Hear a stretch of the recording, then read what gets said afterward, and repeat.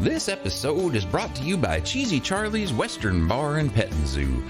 Are you looking for a locale to take your randy business clients?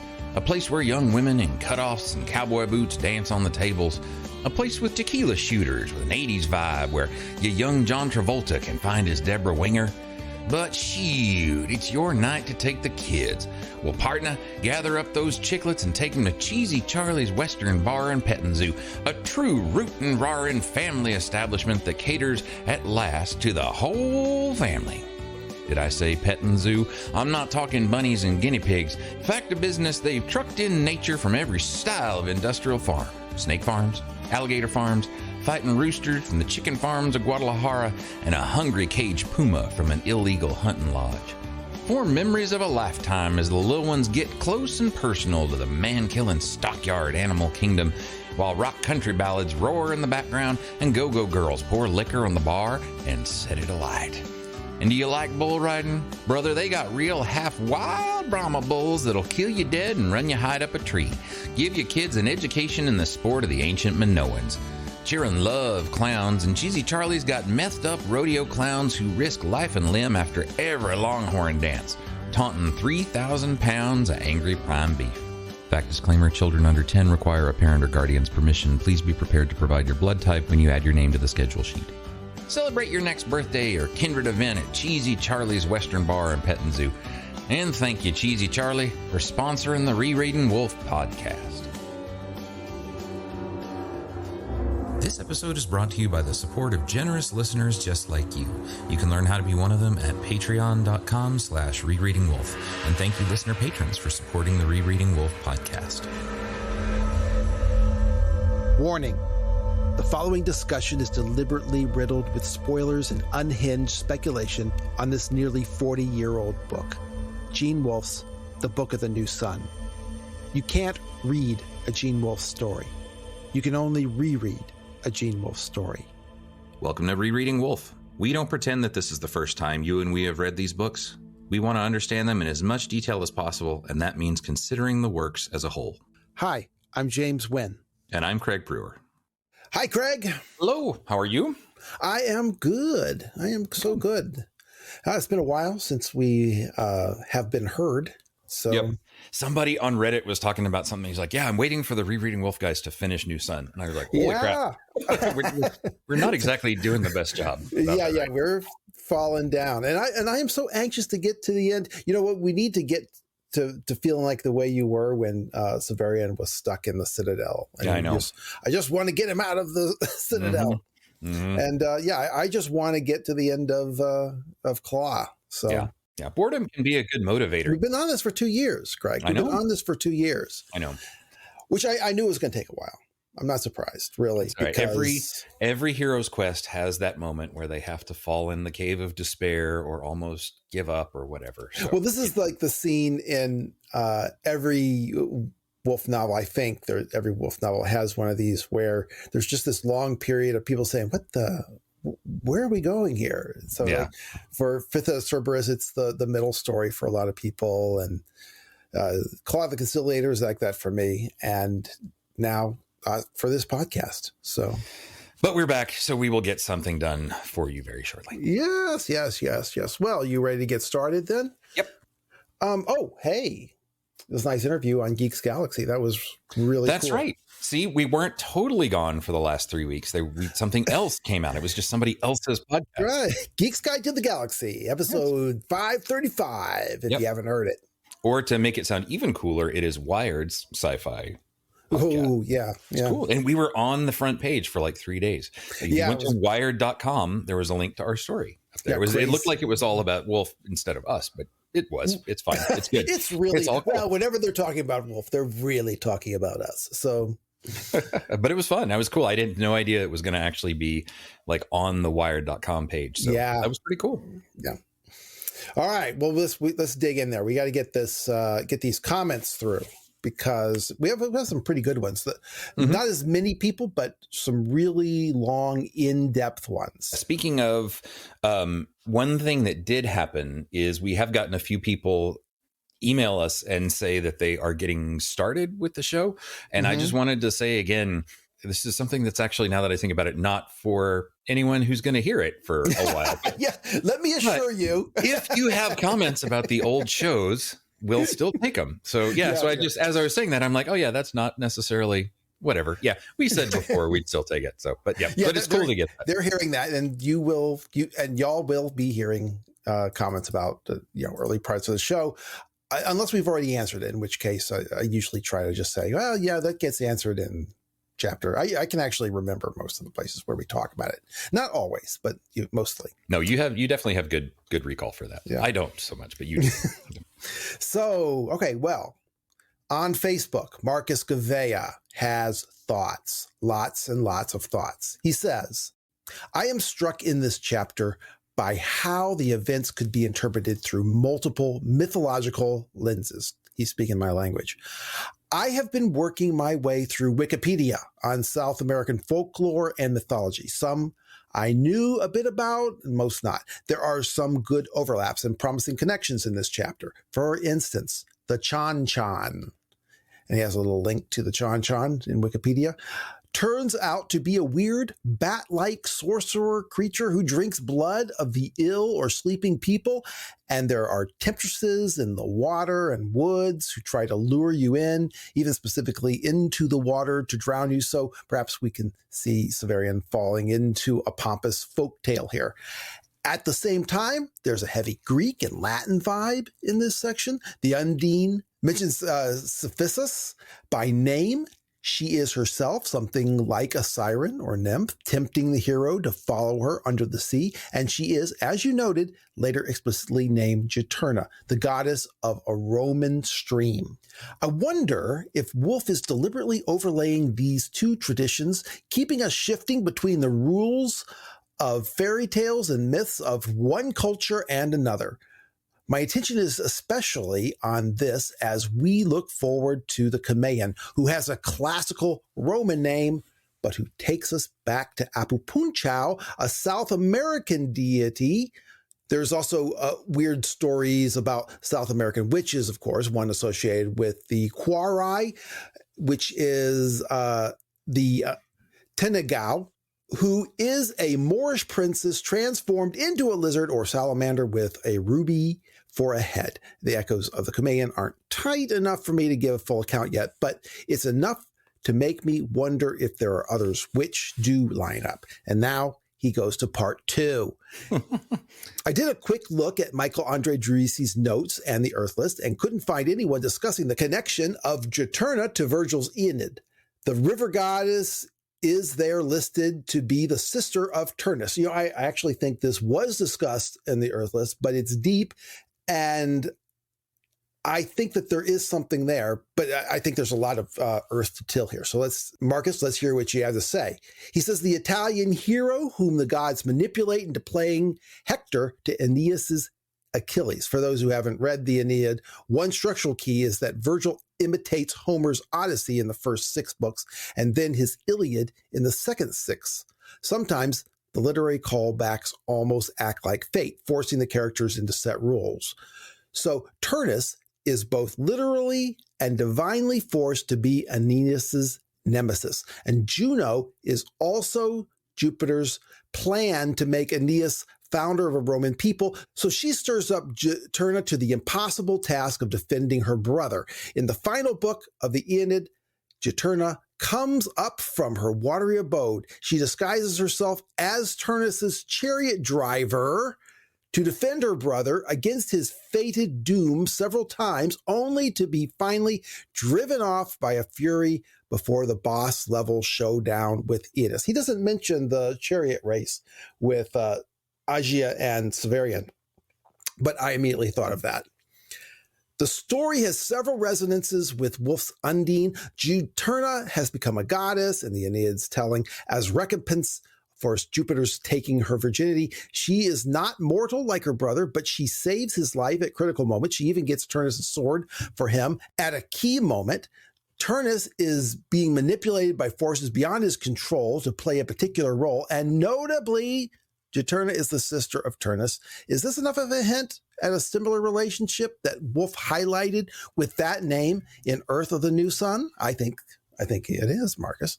Incidentally, he says, I also stumbled on the long literary history of works about undines in Europe. They often involve the undine as a water spirit growing up with human parents who adopted her, only for her to fall in love with a man. If he marries her and rejects her, he must die, which of course he does. A common element of the other water spirits who seek to threaten the life of the man and his would-be human wife through the bodies of waters. And you can find a trail of links through a page that he has given us called, in Wikipedia, Undine Novella.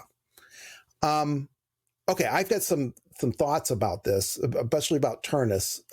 You got anything to say, Craig? Anything at all? No, just, first of all, I do just want to emphasize that, yeah, the point about how there are multiple mythological and or fairy tale or folktale references going on at the same time with different things, I think that is absolutely right. And I think that I like that it's sort of pointing out ways that Wolfe is kind of doing the same thing he does in the Brown Book stories, but not in the Brown Book, like even maybe in the way that some of the characters or the creatures are formed are intentionally mixed up. So it's not just a sort of, oh yeah, I recognize that is X. It, like, what you really want to be doing is sort of trying to find multiple different things at once. And I think that would be actually pretty cool. And so, yeah, I think that especially to put sort of Roman things in South America, it suggests you have to, right? Because it's not just Rome, and it's then a Roman thing in South America. So it's multiple things going on at once. So just to the general approach, yes. Right. So I just want to say something about Turnus.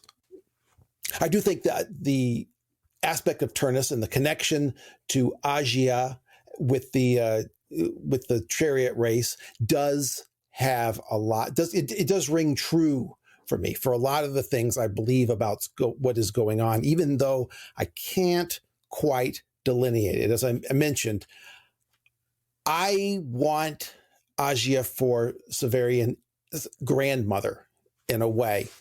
And I don't really know how it works, but it does. If that's true, then Juturna fits for both Severian's mother and sister, just like Thecla. So yeah, I like it. But your mileage will vary. Yeah. So, but by the way, one thing he did say, he asked in the post too, is he's curious why we thought Wolfe might be mixing those things up there, the different types of mythology in one thing. And I think the answer is for similar reasons as what the Brown Book stories are, that I think it's trying to show how with massive amounts of time, you lose specificity, but there may still be something in myth that gets transferred over time. And there may be, treat it like a sort of narrative, mythic, Platonic ideal or form that comes through all the different myths, but isn't dependent on just one myth. And the way that really kind of gets the real payoff for that is the idea that Severian might be a Christ-like figure. That that's one thing that makes this somewhat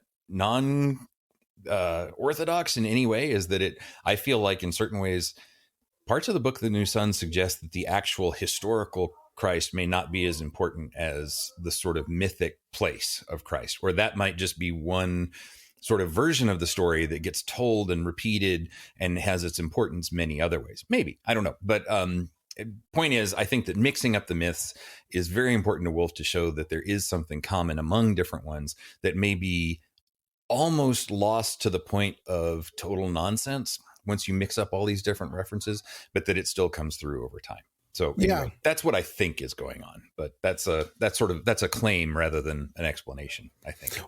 Well, I think Wolfe, personally, I think Wolfe is taking all of these little things and he's putting them together, and they end up being like a soup where you get, oh, wait, I taste that flavor. I get that flavor. I get that. That's coming up. And I think that all of them, to various extents, can be laid underneath the structure of this story. Wolfe is relying on them for, I'm going to repurpose this old pillar as a post here. I'm going to use this arch here for part of the ceiling. And I think that's what's going on. So I think you can look at different roles and detect something going on when, Thea is the consort of Hesiod, the embodiment, the Titan, who was the sun and the father of the sun. I think something real is going on there. I think something real is going on in this story as well. But unfortunately, what happens is whatever you've got to come up with a story in your own mind that fits what's going on. And then, if it doesn't fit with the mythology that you see that's underlying it, then you end up just, casting it aside and saying, well, I guess he wasn't using that part. Yeah. But maybe he was. By the way, one other thing, when I first read this, I don't think I had my glasses on. And so I kept reading Turnus as Tumnus, like Mr. Tumnus. Like Mr. Tumnus. Yes. And I was like, I don't know what's going on here. So. I think that was, someone made that joke on the Earth list when this was being discussed. Did they? Yeah, I really think that's true. In fact, I may have initially thought it was, wait. Is that where C.S. Lewis got the name? And then no, it's if your scanner doesn't quite get Turnus right, it will come out as Tumnus anyway. So let's see. Let's go to Reddit. So Michael Andre Druisi refers to the Wolfe interview in Thrust spring of 1983 that we referred to in the last two episodes. Specifically, the portion where, in discussing why the Undine and the Megatherians and the Ysadis are so interested in Severian, this question was specifically framed in reference to Severian's conversation with the Undine, as I said. And Wolfe said it was due to, quote, his actions in an earlier time cycle. And, of course, as I do, I extrapolated on all that with the supposing that earlier time cycle might refer to a previous universe iteration of Severian's life. And Mantis says, just a minute there, Susie Q. And I'm paraphrasing what he said, but it's essentially what he said. I hope to offer clarity with a different interpretation. Granted, it is difficult with the text providing so many technical terms for periods of time. I believe that Wolfe's quote can be taken in a hard text way as, quote, Severian's future actions as the conciliator in the distant past of Typhon's era. The reading takes the Wolfe's, quote, earlier time cycle as being primarily historical, the juncture point between the age of the monarch and the age of the autarch, but also iterational, in that there was no conciliator until Severian went back in time and became him. In short, it's all about the conciliator. Now, how much does the Undine know? Well, just because she's a giant doesn't mean she's not a grifter. So moving past... She's Megatherian, so, Yeah. So moving past the woo-woo of water girls, looking down personal timelines and all, what if the Undine is only tracking the claw in his possession? What if she sees he's got the dingus, which he didn't have when, bunking with Baldy? A grifter guess would be that he might have been awarded the aegis of the conciliator, or he's just an adventurer who lucked into the hottest of hot rocks. And she sounds him out with talk of crowns and destiny and so on. Part of the siren song is nonsense. Promise him anything. Vague allusions. Let him fill in the blanks. Grifter patter.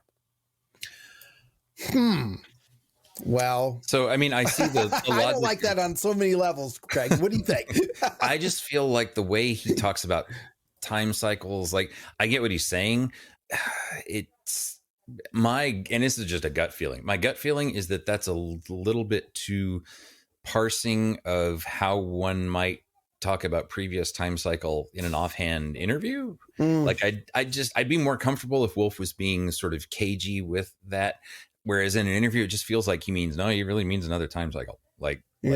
Not just previous time cycle in the way that I mean when Severian's time travel world goes. Like, I think it sounds, in the context there too, seems like he really is talking about a different repetition of Severian, but it's speculative. I mean, the logic of what he has after that, it makes sense. I just don't know. I do like the point that they might be tracking the claw and not Severian. I think that's interesting. Doesn't account though for how finds him when he's, so young. That's the part that she resurrects him. She definitely remembers saving him, right? Unless she's just faking that too. Right. I guess you could read everything she says is quite sinister in a quite sinister way. Right. But I do like the possibility that, she's not really tracking Sev. She's really tracking the claw somehow. That's interesting. I just don't think it's right. And it gets undercut when we find out from the Hierodules that they don't think the claw is anything really special on its own. Right. But I don't know. Look, I expected him to say, oh, no, look, it's not a universe cycle. It's basically just a time cycle that Severian is overriding, which kind of falls in with his own theory of the first Severian anyway. Let's see, what else? Undersea cities. Mantis says, the ruins of the undersea cities, as you suggest, is a neat inversion of the Atlantis trope. It also has a straight pedigree from Buck Rogers. The implication is that the undersea cities required at least a little support from land, meaning they were experimental, semi-dependent. To put it in the mode of the 1970s, funding for Jacques Cousteau's subaquatic habitat program ran out, and the Supermen limped along for as many generations before finally dying out. Maybe I'd like to think they went on for thousands of years underneath there. But that just makes me think I need to really either rewatch or reread some of the original Buck Rogers stuff, because I had the toys and I always loved Twiggy, but I can't remember really anything about Buck Rogers. Well, that's the Buck Rogers in the 25th century is probably the least dependent on the comic strips. But I did watch it growing up. So, but you should definitely check out the Buster Crabbe movies. So cool. Okay, he also wants to talk about Thou Spark of Blood, which is our patron special bonus episode that comes at the end of every episode, which you can listen into simply by becoming a patron for really not much money at all. For less than the cost of a cup of coffee, you can keep two podcasters going. But Mantis says, after 20 years of pondering, he has a brand new theory for the origin of the poem, Thou Spark of Blood. It's detailed, but it's really cool. And it's in the Rereading Wolf podcast subreddit for the 228 episode. And the link will be in the show notes. Let's see, what else? Speaking of old episodes, Raccoon Dispenser on Reddit chimed in on the Jolenta chapter with Joan Gordon and Diana Lambert. He says, this episode hooked me on the podcast. Great discussion from the guests to draw out the tragedy of Jolenta. I would absolutely love to read a story from her point of view. Great point about Marilyn Monroe as inspiration too. Even Jolenta's origin story has echoes of classic Hollywood. She's discovered waiting tables, and now she's in everything that the great Talos produces, which is only one thing. But she is actually still waiting to be discovered. She thinks that she's going to get discovered after the play, and doesn't happen. Also, via email. It was a good month for email, actually. We got some good stuff, especially really good one. Especially from people who are new and are sending us stuff from some of the early episodes again. Yeah, Michael Andre Derisi is kind of digging into the Christmas Inn. He had other ideas beyond what we had talked about. He says, hey, guys, stumbled onto this. Dickens wrote, by the way, we're covering a Dickens pastiche at in the patron section at the end of this. So, get your $2, your $5 in, and you can listen to us gab on about that uncollected story about vampires. But anyway, so Michael says, Dickens wrote a Christmas novella, The Haunted Man and the Ghost's Bargain, which begins with a ghost giving the man the option to forget all his grief, rather like the offer at the end of the Wolfe story. And Dickens' story has an unnamed child going along in a mysterious way, plus a family shop that has been various failures in the past. He says, I haven't read it yet, but here's the link. And so I'll have to check that one out, Craig. That does sound hopeful. Yeah. I saw it when he sent it and completely forgot to go read the story. So, which is one I should know because it's one of his Christmas stories, but I don't know that one. And Craig, we've got corrections. Hey, you was wrong. You was wrong. William Ainsley, who I do remember from the Earth List and is now following us. This is really going to be exciting.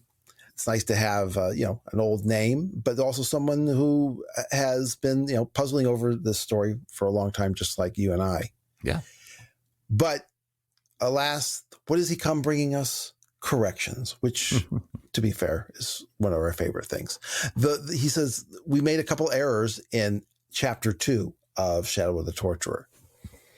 So first he corrects us on our mix-up with discussing the flowers of the purple roses of the necropolis with the Ninevars, that it is, of course, the purple roses that Severian thinks of as, representing life because of all the wildlife he sees in the necropolis, whereas the Ninevars he associates with death because he almost died under them.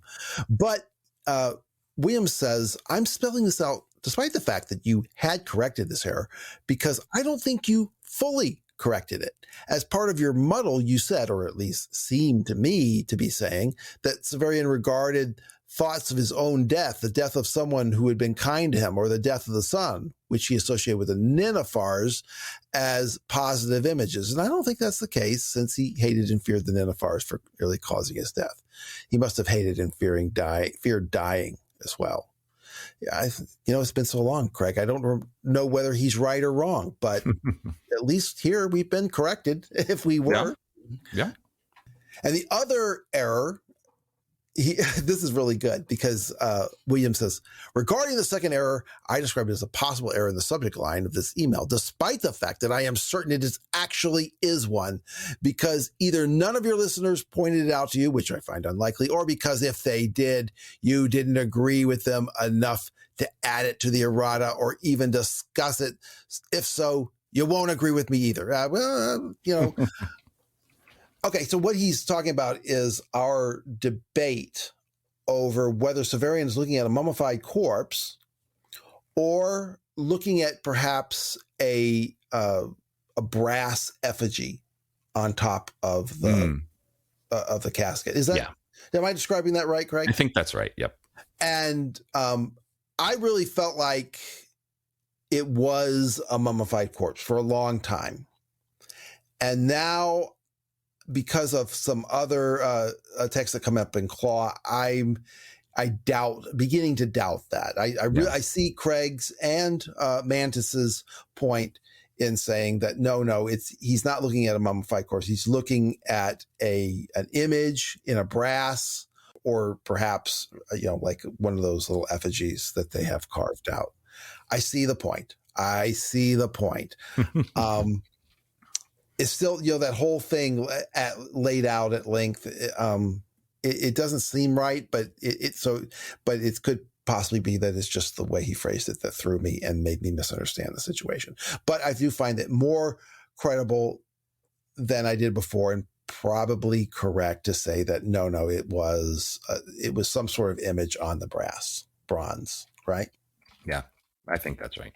So yes, William, you are correct that I was wrong, and honestly, no one did try to correct us on this until much later. Mantis corrected us on this. So Matt Livingston on email has a theory, a Curiositas Earthus. Curiositas Earthus. He says, I'll attempt to keep this brief. Not done. You did not keep it brief, Matt, but that's okay. He says, obligatory, long-time listener, first-time caller. I'm really digging your podcast, and I think you guys work great as a duo. Oh, thank you. That's really gratifying. Yeah. His theory is about the book 1, Shadow of the Torturer, chapter 5, the picture cleaner. He says, you spent a long time talking about the painting on the moon. At one point, the picture cleaner refers to a planet in the background as, quote, your Earth. He says, that's because it's the Earth Severian originally came from, as in he or his ancestors settled on this distant planet that is not Earth. he wasn't implying ownership. He was implying ancestry or origin. He says, here are some points that back that up.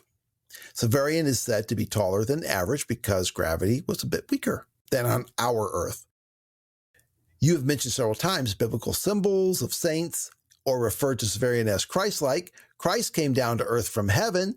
In Severian's case, he came down to earth from the literal heavens, aka space, sky, etc. Also, his crest that he chose had a flying ship on it.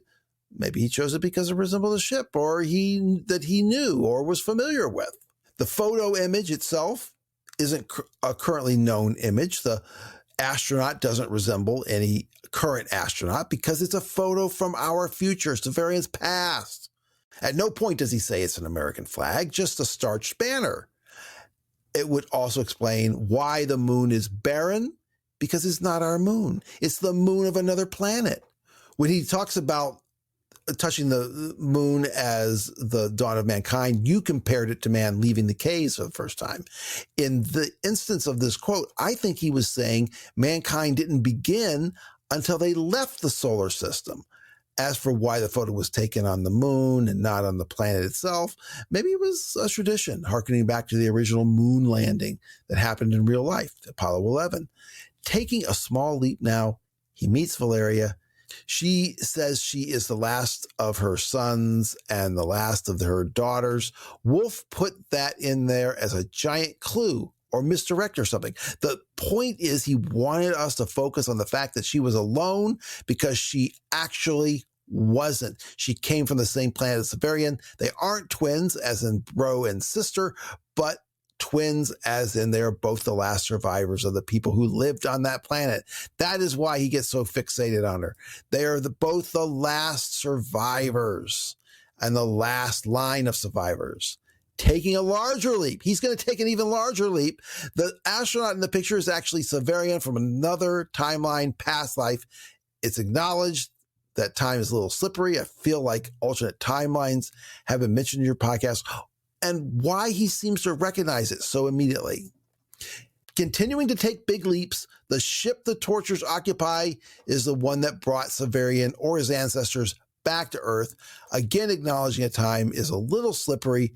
Jonas was on a ship that crashed. The Torturers Guild ship no longer flew. He seems to recognize Severian because he was on the same ship as Severian when it crashed, as was Valeria or an ancestor of Valeria, which is why he was so infatuated with her. She resembled someone he used to know. Jonas seemed like he assumed Severian should have some knowledge of ships because he had flown in one with him before. I don't have any real evidence other than it sounds cool. Ties some things together and might help explain how Severian wound up there in the first place and goes back in the end to marry Valeria. It's mentioned that Jonas had been around for a while and other instances of hallways of time and people, things out of time. So it wouldn't be that big a stretch that the ship is older than it should be. Anyway, it's a theory that's been in my head for about a week, and I made a few more connections typing it out. Apologies, it's a bit rambling or jumpy. Enjoy the podcast a ton. Thank you, Matt Livingston.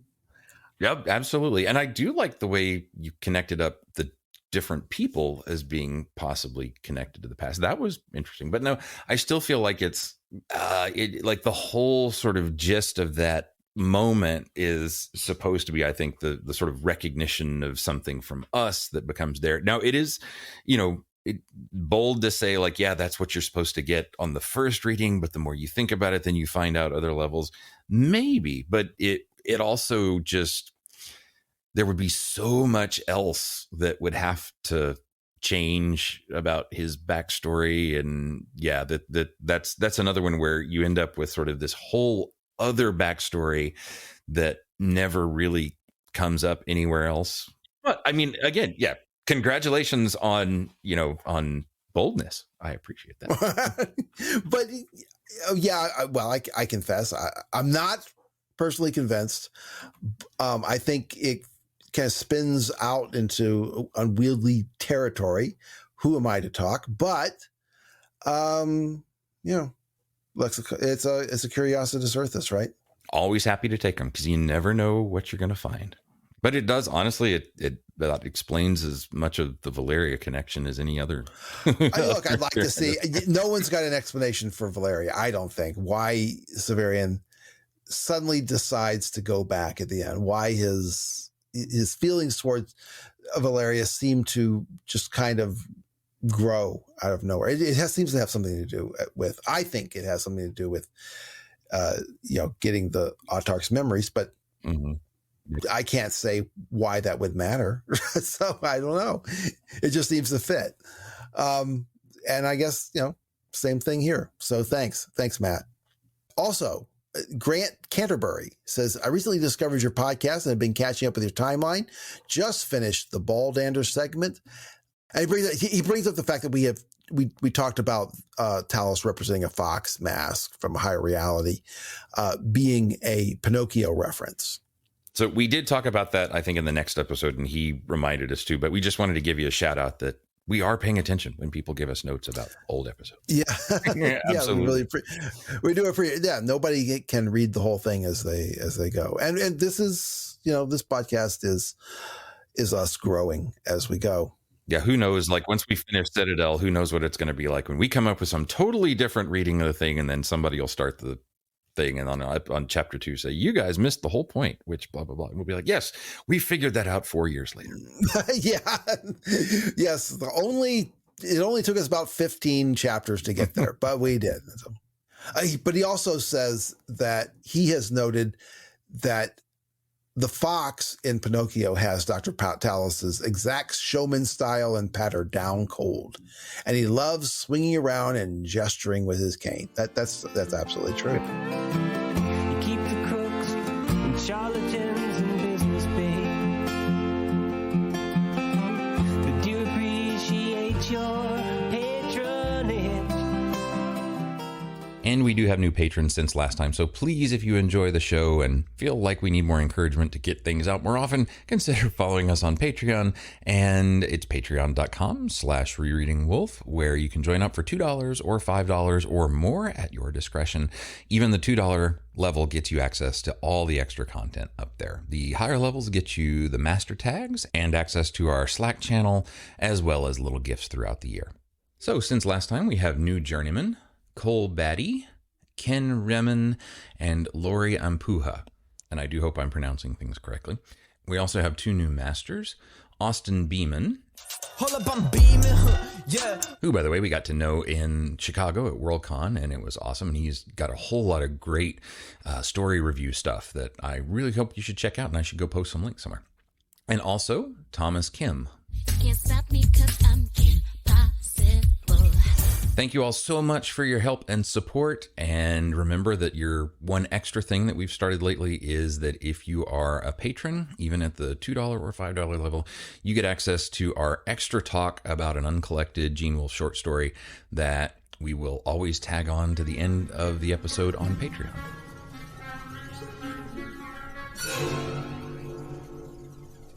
Chapter 29, The Herdsman. Okay. It's the morning after Severian's encounter with the Undyne, less than a month since the elevation, and just over 2 weeks since he left the Manachin Tower. I'm guessing that it's like 28 days since the elevation ceremony. That would make sense. And that's beginning to make more and more sense as I've been reading carefully to the end of this volume. Oh, just think of all that's happened since chapter 14 of Shadow the Torturer, since he left. I mean, it's crazy. And that's with glossing over 4 days or so after leaving Bolas's camp. So now 4 full days since Severian and Jonas started running from the Notchwell. And, Craig, this is an interesting chapter. Severian, or apparently Severian, is going to perform some more miracles, one after another, probably more than any point until we get to Earth of the New Sun. And that's when Severian has already brought the new sun and become, as he puts it, a marionette of the new sun. So we'll see if they are miracles or if Sev's just misunderstanding something. We shall see. Well, that's a good point. I guess we have to keep an open mind. But because this chapter is nestled between the scene with the Undine and the encounter with the witches, most readers, I think, just barely remember it. I mean, that's my sense anyway. Mm-hmm. Yeah, I think even before this time when I was reading, I was like, oh, yeah, the weird little hut and the cows and the lions and the whatever. Yeah. Right. And in addition, this timeline, Craig, is really weird. It seems impossible for Severian and the women to see as much as they see and do as much as they do in one day. And yet it definitely feels like all this is supposed to happen in one day. Now, Severian, Dorcas, and Jolenta are walking north through the fields of sugarcane. The cane is taller than their heads. They don't meet anyone. Jolenta is being supported by Severian and Dorcas on either side. Jolenta isn't getting worse, but she isn't getting stronger either. And Severian is really starting to feel his hunger and also how tired he is. Remember, he didn't really sleep last night, and now he's dragging Jolenta, and the sun is hot. True, the sun is dimming, but Severian is acclimatized to it. So it's beating down on him. And Jolenta herself doesn't always look like herself. He says that if he looks at her in the corner of his eye, he looks like, quote, someone else, a woman I recalled but could not identify. Yeah, so she's losing whatever is there. And it's things like this that make me think that what Tallis did was as much sort of hypnotism and confidence stuff or something psychological as well as whatever cosmetic things. He talks about that later, but I mean, yeah. Well, even Severian, we're jumping ahead. He says that when he can see inside of her, he can see that Tallis has done much more to her than even the witches had implied. So yeah, she's fallen apart. But anyway, so when Severian looks directly at Jolenta, he says, this impression, which was always slight, vanished altogether. So I don't know. That's it does feel like maybe it's some kind of a glamour that is on her that literally changes what you see versus what she physically looks like. Mm-hmm. Yeah.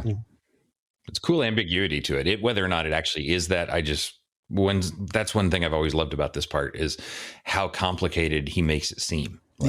How complicated beauty actually is. Like, it's not like just he gave her, big thighs and big boobs. Like, no, there's all kinds of stuff going on. It's got layers. It's got layers to her beauty. Well done. Well done, Tallis, I guess.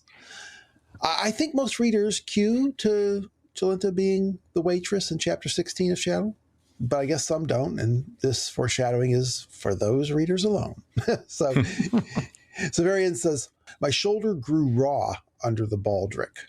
A baldric, I think we addressed this word before. A baldric is the strap that's attached to the sword sheath, right? It's designed like a belt, so you use it to carry the sword on your hip. Like he says, this is the only time he's ever felt like Terminus Est was a burden. So it's the first time, it's physically there, but it's the only time he kind of resented having to carry big heavy sword around with him, which is totally not the image you think of a Conan type guy, right? With his big magic sword or whatever. But no, so here we actually have Severian admitting even that he's feeling a little bit beaten down. Well, you drag a woman around who's more copper than she is regular woman. Yeah. But it's such a cool thing to say too, because it really emphasizes how much this has affected him. Like, Severian doesn't come out and say something like, I was super shaken up by the Undine and by what's happening to Jolenta. He doesn't say that. But the fact that he mentions this about the sword, to me, makes it seem very obvious. Severian's really taken a hit here. And this is where, for one of the first times where I think he's really starting to question what's going on and be like, the world is bigger and darker than I thought maybe it was going to be, and not really knowing what to do, but just keep walking. Yeah, he cut some cane stalks with Terminus Est, and they chew it to get the sugary juice. So it rehydrates as it gives them calories and energy. But they have to stop for Jolenta to hold her cane, because otherwise, they're supporting with both her arms. So it's slow going. And maybe because she's lost so much blood, she's constantly thirsty. And she still has some of her beauty. Yeah, in an odd way. He says, it was strange to see those long legs, so beautifully molded, with their slender ankles and ripe thighs, so useless. So, it's a cool sentence. I mean, just thinking about like Wolfe in prose, that's a cool sentence. I mean, that is well written description of admiring legs, right? All that stuff. So beautifully molded, so useless. Let people take note who think that Wolfe is only a breast man.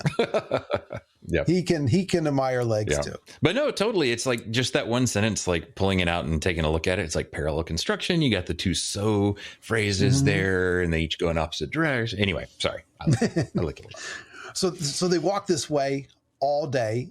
Well, I say all day. Finally, they get to the end of the cane fields. Obviously, it's not all day. It's, like I said, the time is weird here. They reach the southern edge of the true pampa, the sea of grass, right? The word pampa comes from the native Amazonian word for ground or land or earth, right?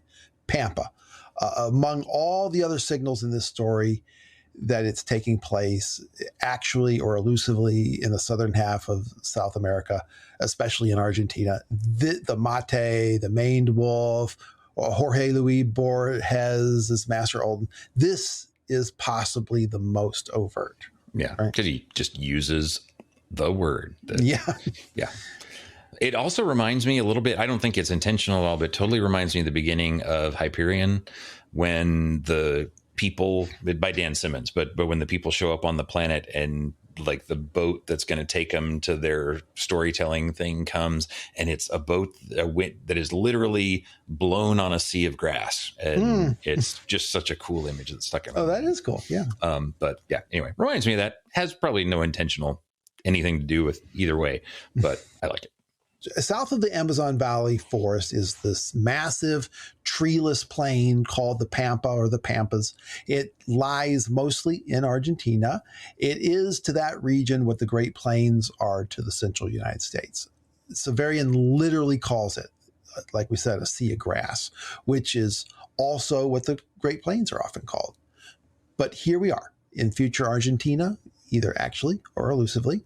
And when I say elusively, maybe it is possible that it's not a literal location that Wolfe carefully plotted using a map of South America, but maybe he built a world using multiple signifiers of South America and Argentina. But in this case, where we'd expect the Uruguay River to empty into the east side of the continent, it empties to the west because it really isn't expected to be the same place. Maybe. But there's Lake Diaturna to the north, and it sounds a lot like Lake Titicaca, but maybe it isn't really Lake Titicaca. I'm just leaving that open. Mm-hmm. No, I haven't been able to identify our own world location of the House Absolute or the town Quaesco, which I would have expected to be able to do, the place where Hathor and Buzak arrived at. But since I haven't been able to derive any meaning from the name Quaesco, I'm hopeful that if someone can identify the Our World analog for the town, it might open up why Wolfe bothered to give that town a name, because Severian himself never goes there. Yeah. As I said before, seems to me that what Severian describes in this chapter is several days' travel. He does not specifically say how many days, but I don't see how else they'd encounter so many trees he mentions, nor the number of cattle herds, if it were only a single day or even, a couple days. Yeah. It takes place, of the way the narrative works, over several days. Then that would mean that it must be a very inhospitable culture here in the Commonwealth, because Severian does have money, but they don't stop at a ranch house or a farmhouse to spend the night, or even to pay them to take care of Jolenta until she regained her health. Given her condition, it can't have done her any good to have traveled all day, certainly not many days. And yet, during this chapter, she doesn't get worse or better, suggesting it all happened in one day, even though it makes no sense to me. So anyway, they're traveling north, and Severian and company arrive at the southern end of the Pampas. There are a few trees here still, very widely scattered. If you're standing at one, you'll maybe see, 2 or 3 in the distance. And wherever there are trees, there is some animal of a predator sort that's tied to it with rawhide straps. Its front legs spread out like arms that are crucifixion. And most of them are the, quote, spotted tigers, common in that part of the country, which I take to mean jaguars. Maybe, yeah. So, or smilodons, right? He's a sword-toothed smilodons. But also there are some smilodons, right? Saber-toothed tigers, although they are not classified with tigers or any other felines. They're classified in the order of Feliforma, along with mongooses, meerkats, and yes, hyenas, which were called alzabo by some. And there are some atroxes too. Severian says, with hair like a man's. And what Severian seems to mean by this is that the atroxes have manes. An atrox, Panthera atrox, is the American lion. In this case, we should imagine them looking like African lions. And indeed, there was a consensus in modern times that the American lion was a subspecies of the African lion. So they're often titled Panthera leo atrox. And this might reasonably have been in the reference that Wolfe was consulting in the late 70s.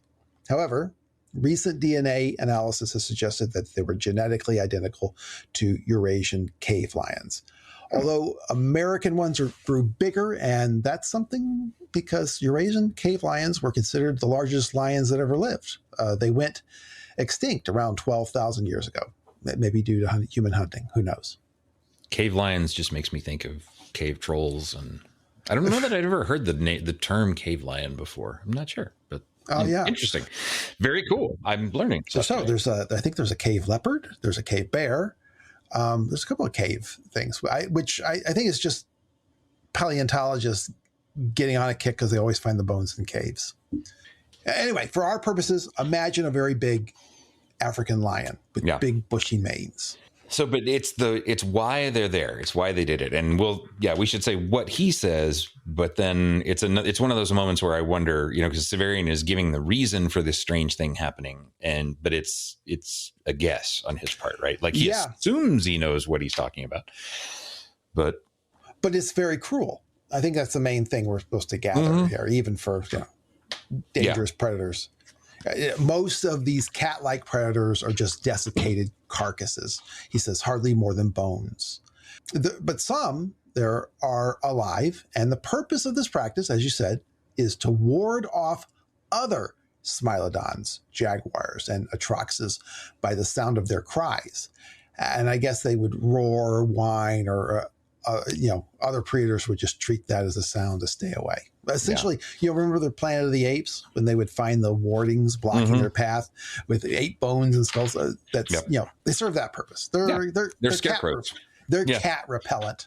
Yeah, they are. They're scarecrows. They're right. But they're scare cats, I guess, is what they would be. But yeah, and it's just a moment because it's such a weird and in some ways a really like pregnant image, because it's not exactly crucifixion, but with all the other Christ imagery that goes around with the Conciliator. You can't miss that. It shows up, but then the reason it happens is something very, very different from, what you would think of crucifixion, right? Because crucifixion is not, that's getting ready for, it's a horrible thing. It's a representation of sin, but it's also getting ready for salvation. Here, it's just like you said, it's cruelty.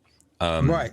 So even if it was done to, keep the other predators away from the fields, it's just such a harsh thing to do. And it's just, it's the one image that did stick with me. Like I said, I'd kind of forgotten about this one, but I do always remember the cats tied to the trees, because I always keep thinking like, well, what were they tied with their backs up, or were they tied with their arms around it, or like how uncomfortable that would be for a cat. Yeah, just horrible. But yeah.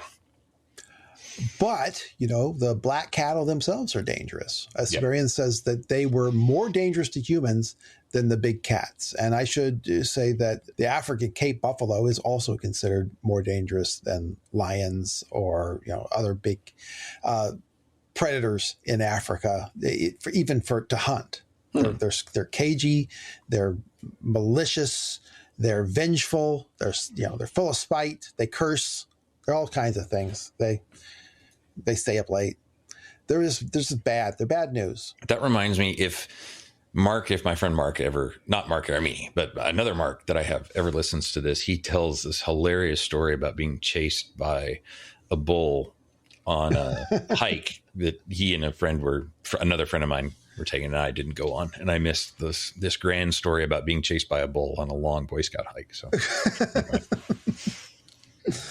Well, so these black cattle are just highly aggressive. They'll charge at anyone or anything that gets close to them. And Severian doesn't say how they figured this out. They're nearsighted, I guess. It's like herds of rhinoceroses. But they had to give every herd they encountered a wide berth and stay downwind of them because I guess they charge if they just smelled you. Mm-hmm. And remember, they're dragging Jolenta along. So, this is pretty hard. So when they would come to near a herd, Severian would let Dorcas support Jolenta, and Severian would go and walk out between the women and the cattle. And once he did this and he was attacked, and he jumped aside and chopped the bull's head off, and then they stopped and roasted some meat. Right. And, yeah. Totally cool bull fighting, I guess, move. But once again, this is kind of hard to imagine mm-hmm. if all this walk is taking a single day. Yeah. I mean, where just stop and they're gonna still have all this events before the sun goes down at the herdsman's house. So, yeah. The next time he was charged like this, he remembered that when he drew the claw, it stopped the attack of the man-apes. And now, I think this is stupid. Severian was told by Jonas that the man-apes were as human as he was. They just had rather distinctive features like long, glowing body hair. And it was supposed to be, we talked about this, right? About how it was more evolution. It was like, they're still you. Right, it's just a different evolved thing. Yeah. Just a little bit of a difference, just like, and Severian's different too. But Severian thinks, who knows? And sure enough, it works. The bull just trots right over to him and nuzzles his hand. So if you're counting, he tried to use it twice to heal Jolenta. No dice. But as for turning a ferocious bull into Disney's Ferdinand, no problem. And now he'll let Jolenta ride on his back, and Dorcas supports her a little as they walk, with Severian walking beside its head, holding the glowing claw in front of it. The glowing claw. Okay, so then they pass a Smilodon tied to a tree.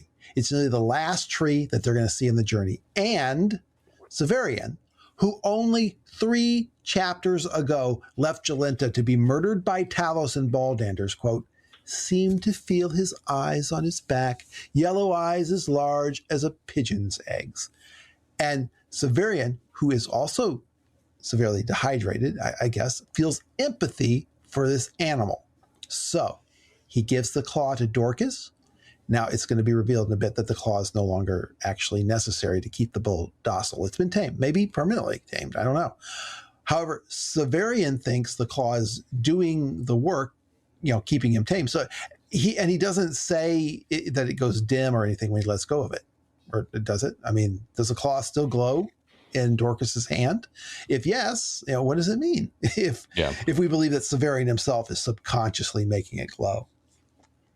So Severian goes and he cuts the Smilodon down from the tree. He does this expecting it's going to attack him. Again, very un-Severian-like behavior. But it doesn't, because it just falls to the ground, too weak to get up. And Severian doesn't have any water, so he just walks away. But yeah, so there's a lot going on in this couple little moments. So yes. I'll let you go first.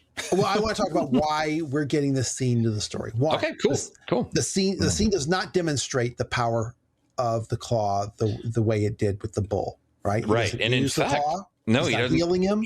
But he also doesn't even try to use the claw. No, he doesn't. That's right. That's what kind of gets me, is like, why did he not try to use the claw on the suffering animal? Like, he used the claw with the bull that, yes, he wanted to use it on Baldanders, right? Right. He wants to use it on everyone. And But he has this moment of, like you say, like empathy for the creature, but he doesn't try to heal it. Now, maybe you could say he was afraid the bull was going to go rampage if he took the claw away or something. Maybe. But it's also just weird that I don't know. I mean, maybe there's a way to look at that as a good thing, that Severian was having a moment of really feeling for something else's suffering for the first time, or not the first time, but with what's going on with Jolenta, he's starting to feel others' pain or whatever. And so that's why he goes up without the claw. At the same time, it's like, but you got this thing. Why wouldn't you at least try it on this poor suffering? Well, narratively, this scene is weird because what you might think is, the Smilodon is going to become Severian's loyal friend, just like Triskelly, and he'll have a battle cat. He'll be, what is it? Is that He-Man who has the battle cat? He-Man's battle cat. Yep. But that doesn't happen. No, we don't even know if the Smilodon survived. This is just Severian acting with uncharacteristic human empathy for another suffering creature. So again, what is the purpose of this scene? What's going on? What led to this transformation? And Craig, I'd like to propose one. Cool. Severian pulls out the claw, and it turns a hostile bull into a tame and gentle creature. Now, if you believe that the claw is only our Severian dipping into his unknown new sun powers, then what I'm going to propose is kind of paradoxical. Isn't it reasonable, given the placement of this event in the chapter, that it is Severian himself who is being transformed by the power of the claw, whatever power that comes from? He's been walking along with the glowing claw, leading the gentle beast, and it's having this analogous effect on him. And that is why we get this event that otherwise doesn't seem to move the story along, doesn't seem to reveal anything or alter the story in any way. I kind of like that. I like the idea that, this is the claw doing a miracle, just a subtle one, right? It's working on the inside rather than the outside. I kind of buy something about that. I mean, it also, it still works because the claw also, even if it does represent what Severian already is, you've also got all the things that have just happened here where he sees Jolenta suffering. He's gone through some hard experiences of getting back with Dorcas, but realizing she's not perfectly happy. There's all kinds of stuff that's going on that's sort of forcing him to get more of that sympathy.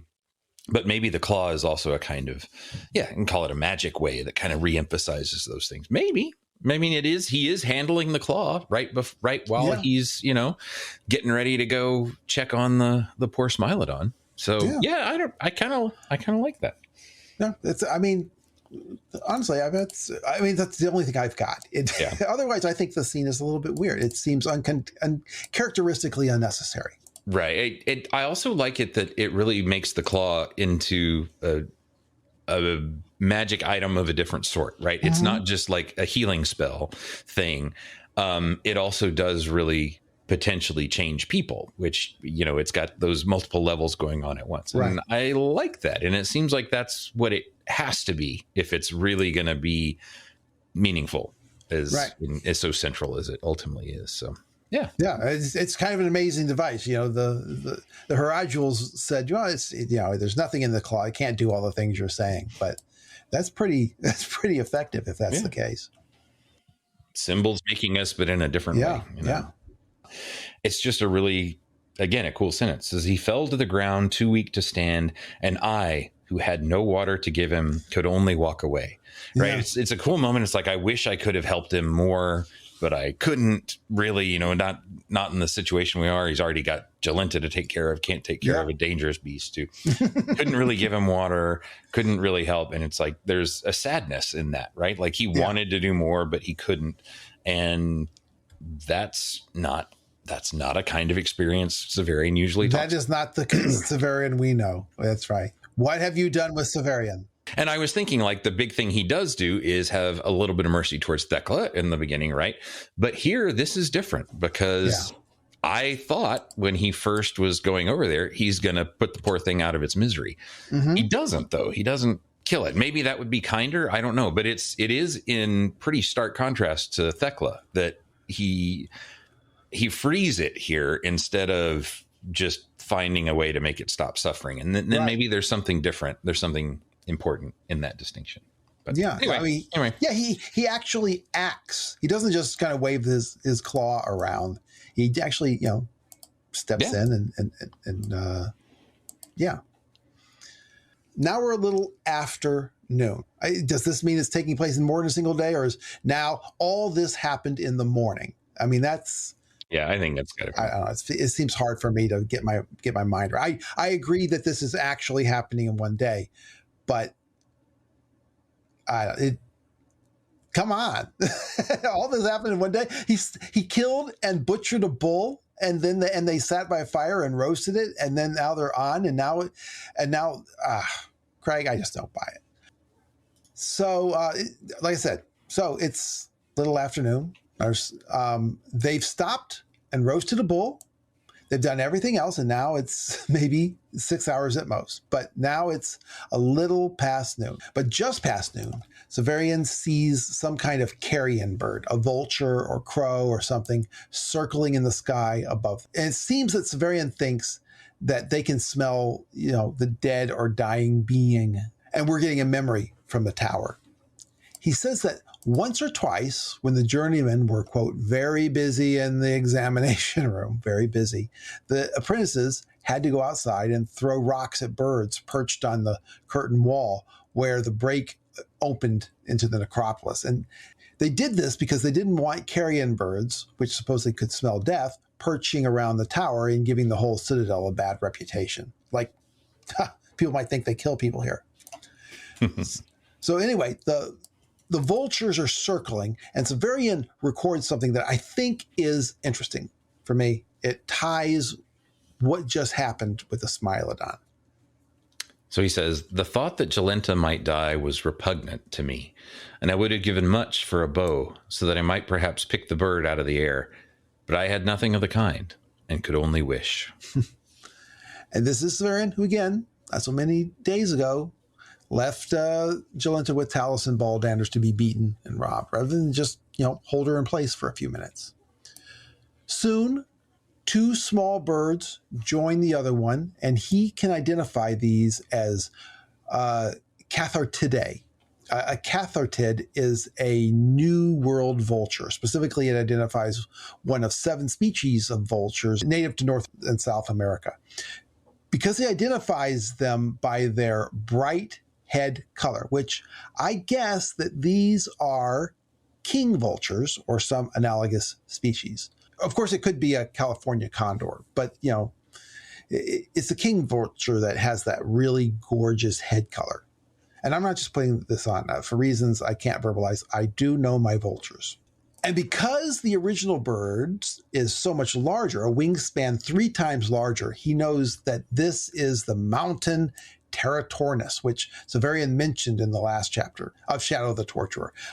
Again, a Teratornis is a breed of American carrion bird that went extinct about 10,000 years ago. It had a wingspan of 4 meters, 14 feet, and Severian's mountain Teratornis might be much bigger. Probably is. It's said to attack climbers, raking their faces with poisoned talons and striking them with the elbows of its great pinions until they fall to their deaths. It's just basically vindictive. If the smaller vultures got too close to the Teratornis, it would attack them. And finally, here we go again, Severian jokingly makes a gesture for the birds to join them. And when he does this, they comply. He says, all 3 dove, and I brandished my sword at them and gestured no more. Oops. Totally feels like, what's the meme of old man yells at cloud or something? Yeah. It's Severian, just waving his sword at the sky. Yeah, so I guess he had to ward them off with the sword, but after that, he stopped goofing around by inviting birds to come down to join them. Finally, it's sunset, or as Severian puts it, when the western horizon had climbed nearly to the sun, they came upon a, quote, low house, scarcely more than a hut, built of turf. Get to the Herdsman. All right, so one day. I agree it's one day, but there's so much going on, it doesn't seem possible. And that's the way, that's kind of the way time works, particularly in this book. It seems like sometimes Wolfe is deliberately trying to mess with our sense of time. So we can follow this. If you just read this chapter straight, you're likely to assume, they start in the morning, right? Then at noon, he sees a Territornis, and he's already, roasted a bull. He's already freed a Smilodon. He's come across many trees, even though he's told us that, when you're staying at one, you're just going to see one or two in the far distance. Mm-hmm. Yeah. Anyway, so he's doing all this, carrying Jolenta around. So now we come to the herdsman of the title of this chapter. Yep. So he says, a wiry man in leather leggings sat on a bench before it, drinking mate and pretending to watch the colors in the clouds. In truth, he must have seen us long before we saw him, for he was small and brown and blended well with the small brown home, while we had been silhouetted against the sky. So the herdman has, a pewter straw that he's using to drink his mate. And Severian tucks away the claw, even though, as far as he knows, the bull will suddenly go crazy without it in sight. But it does nothing, of course, and it just keeps walking along as before. And they get to the little sod house, and Severian helps them down. And apparently by this time, both Dorcas and Jolenta are riding. And Severian just waves his open hand to the fields, and the bull trots off. Yeah, I don't know what to make of that pewter straw either. I'm like, they drink out of these like clay straws. Yeah. In South America, I know that. Maybe okay. That could well be it. Otherwise, I was like, it just seems like an odd little luxury in the midst of otherwise what seems like really abject poverty. But his grandfather gave him that straw. So it's and let's see, the herdsman says that was an ox. Now it's easy to pass by the significance of this scene. I feel like most readers do, because this chapter is kind of weird.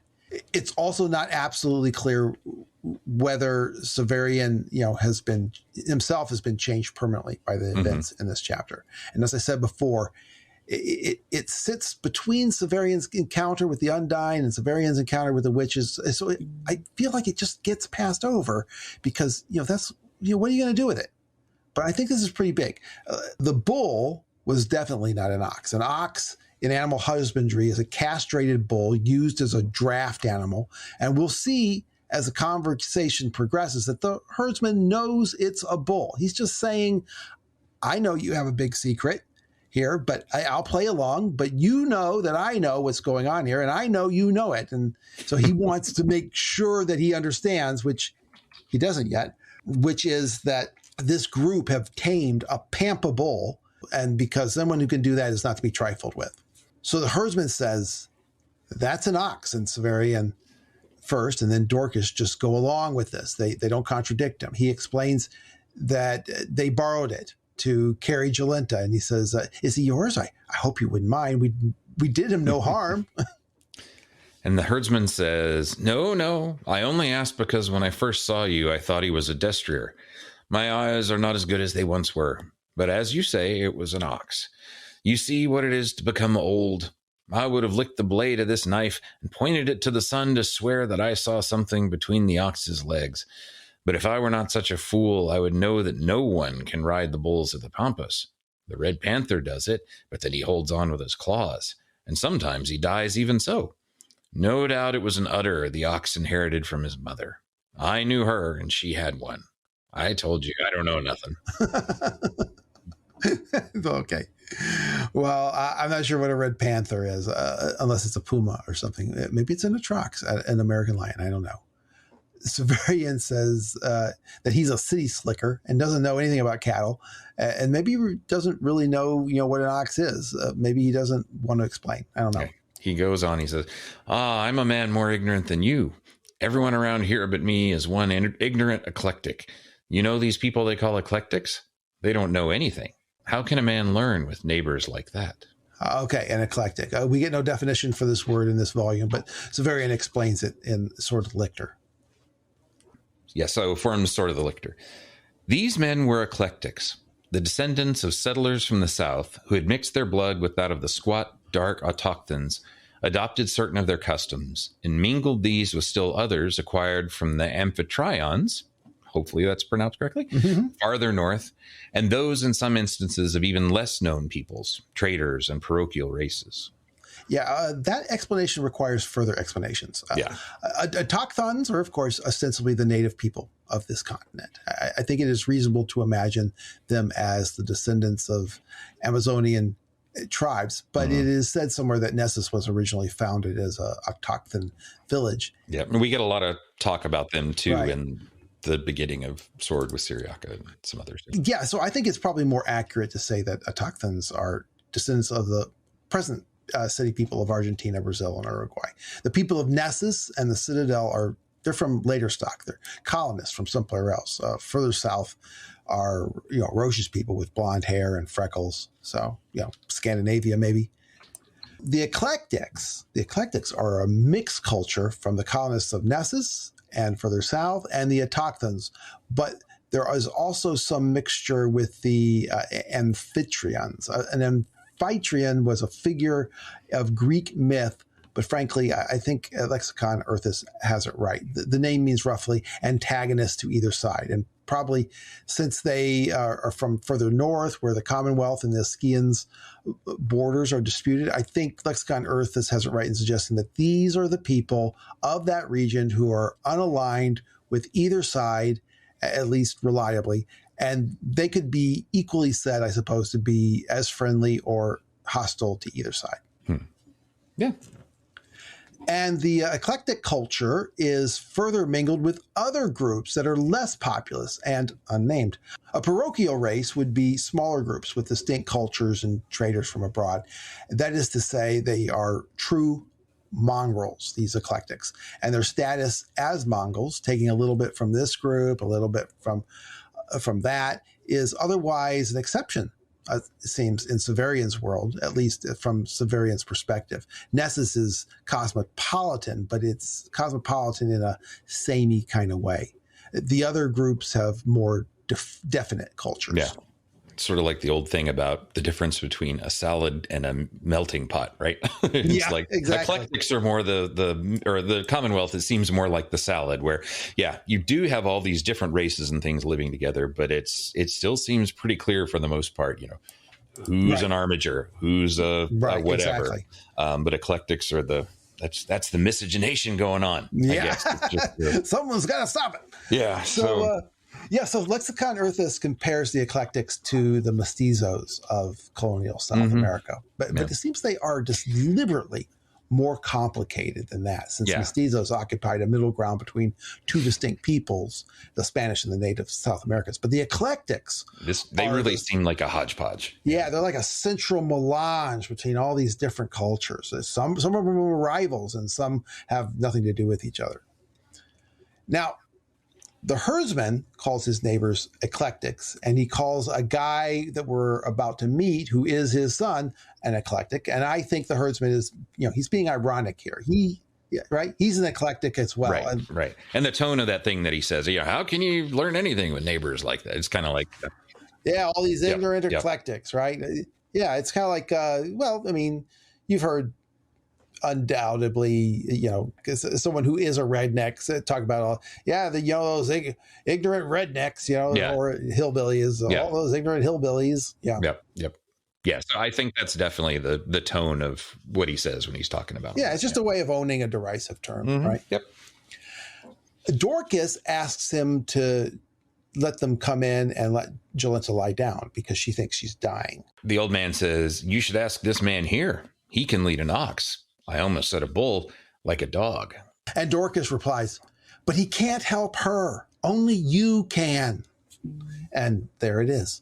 So the herdsman now knows that it was Severian who tamed the bull, right? The herdsman says, "I'm very sorry for your friend, who I can see must have been a lovely woman once. But though I've been sitting here cracking jokes with you, I have a friend of my own. And right now he's lying inside. You're afraid your friend is dying. I know mine is. And I'd like to let him go with no one to bother him." And Dorcas says, yeah, sure. We won't bother him. Maybe we can even help him. Yeah, but that whole thing makes the fact that if he is kind of joking and making fun of himself and talking about, oxen city people, it's so weird that it's even stranger when there's somebody dying that he knows inside. It's just, it's this very surreal moment. Yeah. So the herdsman gives, them the once over. And then he looks at Dorcas. And he says, You are strange people. What do I know? No more than one of those ignorant eclectics. Come in then, but be quiet, and remember you're my guests. So he lets them in. Severian meant it when he, called it a low house. The door is so low that Severian has to stoop to enter. And the hut has only one room. It's dark and it smells like smoke. The floor is dirt. There is a man lying on a pallet in front of the fire whose name is Manahan. He's much younger than the herdsman, and he's taller. In a bit, he's going to reveal himself as the herdsman's son, but Severian doesn't know that yet. And he and the herdsman have, both brown skin, but the guy on the pallet is pale. And Severian says there was, quote, no blood beneath the pigment. His cheeks and forehead might have been smeared with dirt. And they spread Dorcas's, quote, ragged blanket, of which there's been no reference to it up till now, on the ground / floor, and puts Jolenta down on it. And her eyes open for a bit, but there's no person behind them. And Severian writes that, quote, their once clear green had faded like shoddy cloth left in the sun. So, yeah, even the green of her eyes is fading.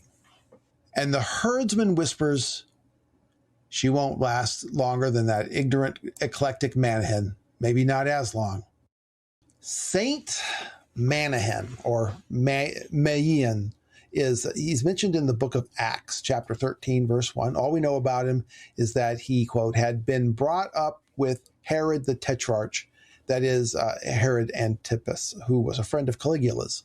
And there's quite a lot of stories about him, but anyway, he was in some friendly way connected with Herod Antipas, and he was an elder in the Church of Antioch, that is, present-day Syria, which was after, most of the Christians became refugees from Jerusalem. It was the most important early first century church. And it was from there that Paul and Barnabas were sent on their first missionary journey, and Saint Manahan was one of the elders that sent him. How he died is not known, but he's mentioned in several martyrologies, and it's assumed that he was martyred for his faith in Antioch.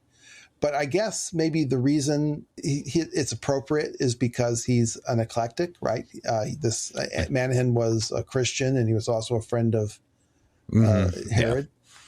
That seems like the closest thing for it, yeah.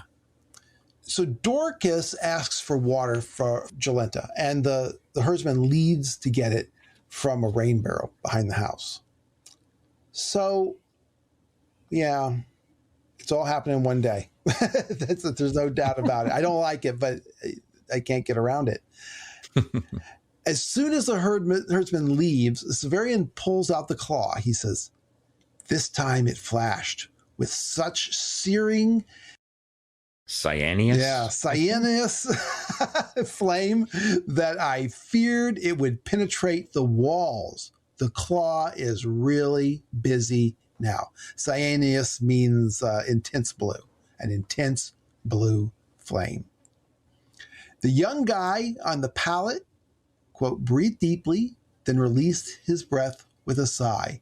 And Severian puts the claw away. They seem to think that it's helped the man because Dorcas notes that it did nothing for Jolenta. How about that? Yeah. It's right there. She's right there. It does nothing for her. Yeah. And Severian says, well, maybe if she got some water. She's lost a lot of blood. When Dorcas smooths her hair with her hand, a lot of it sticks to her hand. Her hair is just falling right out in clumps. And Dorcas reveals something about her. She's always been sick, she says. And when she'd get sick, Talos gave her something that made her better for a time. She says she used to be very demanding, and now he has had his revenge. Yeah, which that also sounds like, a junkie, right? Yeah. Like it's like she's sick, but, he gave her something to make her better for a while. Exactly. Like, that just sounds like heroin or drugs or whatever. Right. She needs her. Yeah, she needs her. It's exactly that. Yeah. She needs her fix every day. Severian can't believe that Talos meant for something this awful to happen to her. He doesn't really know Talos. And Dorcas agrees. She doesn't know him either, which just shows how dense that, they can both be. But I'm really surprised at Dorcas. She usually has a good bead on people. Talos knew what was going to happen.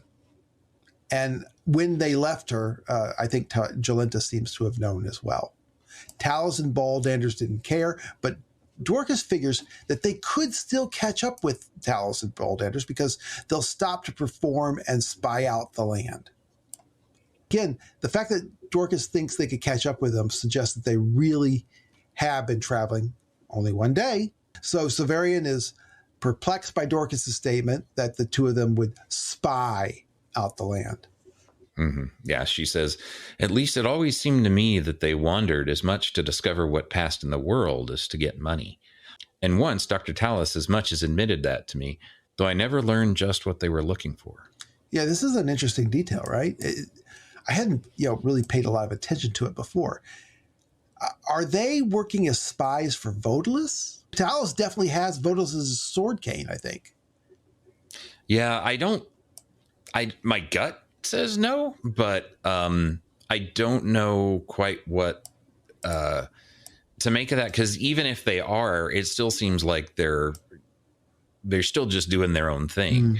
And so I wonder if that's just a way for Wolfe through Dorcas to kind of suggest, those two are they're much more intentional than we thought. Yeah. Like, there's something else going on, and it could just be as simple as that. But as far as like an actual spy, that was to me another one of those, where the character says something that's half right. It's like, they're not really spying. They're just trying to make sure they're okay, see if anything is going on in the world that they need to know about, something like that. But I'm not, it's so ambiguous here. I don't know. Yeah. Well, I mean, that she says that they are looking for something could imply something in particular, or maybe. And Talos does seem to know a lot about stuff. Like the sword cane at the end always made me think not just that he was working for Vodalis, but it was some kind of sign that like he had always been in on whatever manipulation was going on behind the scenes. He's like, here's a prop. Yeah. If you believe that Severian is being manipulated, that's really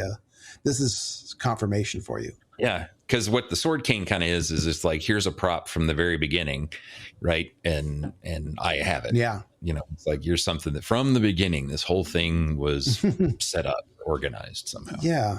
I don't know. They're in Lake Diaturna. I don't know. I mean, maybe they work for Hildegren.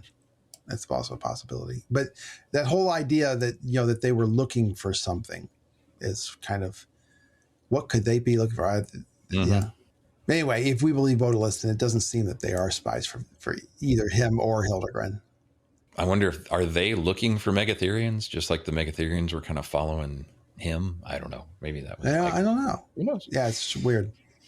Vodalis did tell Severian that Hildegren, quote, thought it sufficiently unusual to see a torturer so far from the Citadel, and talking about, Vodalis as to make it worthwhile to have you watch, though he had a notion that you had saved me that night. Unfortunately, the Watchers lost you at the wall. That could be Talos if they're spies, but then I don't know. Would he have been surprised about that? It does. Here's the thing. That does sound sort of like what Talos's excuse for bringing Severian into his troop was. Sounds kind of similar. So yeah, I don't know. What are they looking for? Hierodules? I don't know. So Dorcas supposes that they won't rush back to Lake Diaturna because, money wasn't the only thing they were looking for, which is, again, surprising. Now that they have the money they need, she might be wrong that they have an alternative motivation besides getting back to Lake Diaturna and rebuilding their house. Yeah. But, what if they weren't? Do you have any idea what they'll be on the watch for between here and their house? I think they're rushing to get back as quickly as they can and get the place rebuilt. Yeah, unless it has something to do with hoping to see the Hierodules or I don't know. But otherwise, no, I don't know, because they are so much doing their own thing. Yeah. So the herdsman returns with water in a gourd. They move Jolenta to a sitting position, and Dorcas gives her something to drink, and she can barely drink it all. Most of it just dribbles down her front, soaking, as Severian writes, the tattered shift. Remember, it was shredded when she was beaten by Talos. And the herdsman gets, more water, and then they try again. And this time she does actually swallow it. Severian starts thinking, maybe we can take her to Talos. So he asks the herdsman if he knows where Lake Diaturna is. And, the herdsman just points northwest, which fits for Diaturna to be Titicaca if you assume the place is the Guile and Nessus is in the South American map. So I suppose, they're here near the Uruguay River in Buenos Aires. So he asks if Severian intends to go there, and Severian nods. And the herdsman says, "You must pass through a bad place then. Perhaps through many bad places, but surely through the stone town." First reference to the stone town. He calls it a bad place. I suppose the witches maybe are always there. I don't know. I don't know why it's developed such a bad reputation for the herdsman. Yeah, it seems like it. He describes it kind of like a sort of Bermuda Triangle a little bit. So, yeah. So, Severian asks if it's a city. Yeah, and the man says, "There is a city, yes, but no people. The ignorant eclectics who live near there believe that no matter which way a man goes, the stone town moves itself to wait in his path. That's not so. But the stone town bends the way a man's mount walks, so he finds it before him when he thinks he'll go around it. Do you understand? I think you do not." Severian discerns that it's, very like the Botanic Gardens. And so we can understand how it's like the Botanic Gardens. There's the path through the jungle garden. It's leading you. The question is always, what would happen if you got off the path? Would you become part of the scenery, or would you inevitably find your way back to the path? Perhaps Severian is, only reflecting on how traffic is controlled by multiple invisible architectures to direct your path. Yeah, and I don't know. It could also just be, magic or something about time travel, right? About how the path is just always going to lead you to this one way in the end. So, but yeah, the man keeps going. He says, "But if you're going north and west, you must pass through the stone town anyway. It will not even have to bend the way you walk. Some find nothing there but the fallen walls. I've heard that some find treasures. Some come back with fresh stories, and some do not come back. Neither of these women are virgins, I think." Yes, Severian shakes his head because, of course, he knows this. Right, which is also an odd thing to add there. And he says, "That as well. It's they who most often do not return." Oh, wow. Oh, well, once again, witches, though, they're kind of interested in virgins, right? Just to replenish their numbers. Yeah, and also, though, so the legends go, I don't know if it's actually true, but supposedly a lot of the human sacrifices in the Incas had to be virgins. Mm-hmm. That's one thing. Like, again, I don't know if that's actually true or not, but it's certainly a legend that sprung up around it. So I was wondering, could it be that there is some time travel that'll go on, and maybe not even under the witch's control, but just because of the paths and the way that things work there? Yeah. Virgins end up being taken as a sacrifice from back then. I don't know. It's suggestive, but I don't know. Yeah, we know far too little about witches, considering the central role they have in this book. Yeah, I do like the idea, though, that it's not that virgins are being sacrificed, but that it is the witches either protecting people or they're taking them recruiting them or whatever. Yeah. Oh, he thinks of the Botanic Gardens, and remember, there is the Kumeyaay has a little cave there in the Garden of Endless Sleep. It's weird. So, and I should also mention that Asia, I've often said, has a lot of strong witch allusions around her. I now have come to believe that she's an autochthon from the north. So there's certainly an opportunity for her to have encountered the stone town. So the herdsman suggests that they pass through the stone town during the day, and he gives instructions for moving northwest without the path tricking you into walking in circles. He says, "Try to pass through by day with the sun over the right shoulder by morning and later in the left eye." And he says that if you end up still there at night, don't stop and don't take detours. And in that case, since you'll have no sun to guide you, he says, quote, "keep the stars of," I'll take a shot at it, Ihuaivulu? Ihuaivulu. Yeah, that's what I was going to say. Before you when they first grow bright. So Ihuaivulu is a dragon-like creature in Amazonian folklore. Fire-breathing, 7 heads, man-eating. It inhabits volcanic craters. In this case, however, it seems to be a northern constellation that he can follow as a guide. And given that, it is surely the constellation Draco, which today circles closely around the North Pole star, Polaris. It could be Lacerta, the lizard, or maybe even Hydrus, but I don't think so, because the point is that this circumpolar constellation, he's using it to ensure that he travels north. Now, suppose, this seems unlikely to me, but suppose he's as far north already as Annunciation, Paraguay. This means that he's at the same latitude south of the equator as Miami, Florida is north. I don't know if you can see the southern pole stars from Miami, but I guess it's possible. You can see the stars that are in the southern circumpolar region in certain times of the year. So maybe, that's a miss. Maybe it's not. I'm not positive if any of the stars of Draco can be actually seen in the horizon at night from where Severian is. But I do think that Wolfe, who, having read Hamlet's Mill, is attuned to figures of mythology being often based on stars and constellations, would have considered the idea that Ihua Vulu could have initially been Draco, since it inhabits volcanic craters, and the horizon in myth is often represented as fire or water or hills. So you have a dragon living in a volcanic crater half below the horizon, 7 heads, some 7 stars, I guess.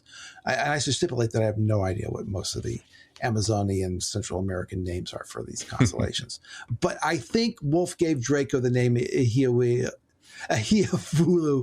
to, one, signal again that where this story is taking place, either actually or elusively, and 2, because its mythology fits the format for Draco seen in the area of the equator as Wolfe understood the connection between myth and cosmology, which is self-evident in the title of the novel, The Book of the New Sun.